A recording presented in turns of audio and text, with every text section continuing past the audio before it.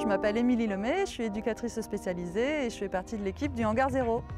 En fait, moi je suis militante depuis l'âge de 15 ans. Je pense que c'était en 95 au moment des retraites où je me suis dit mais c'est pas possible le système dans lequel on vit. Et après ça s'est concrétisé en rejoignant des partis politiques.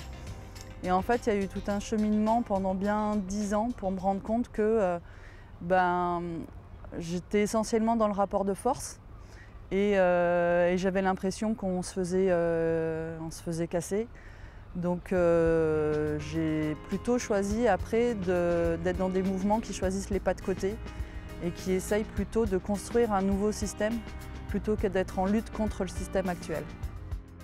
Ça amène beaucoup de monde qui a envie de se responsabiliser et du coup ça crée une énergie quand même qui est humainement très très riche et qui redonne du sens aux vies aussi.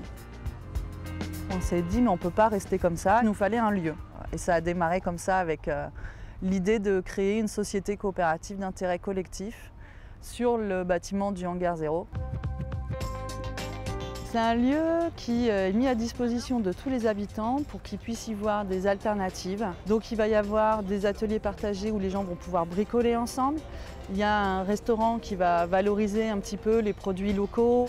En fait, tout le concept du projet repose sur la permaculture, c'est-à-dire que respect de l'homme, respect de la nature et redistribution des ressources. Et à ce moment-là, rien n'est considéré comme déchet, tout est ressource.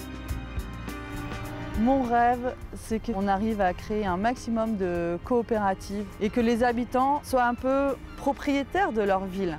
Et donc de se réapproprier un petit peu nos territoires, nos vies, le sens de nos vies. Voilà, et que tout ça fonctionne de manière tout à fait harmonieuse et très simple.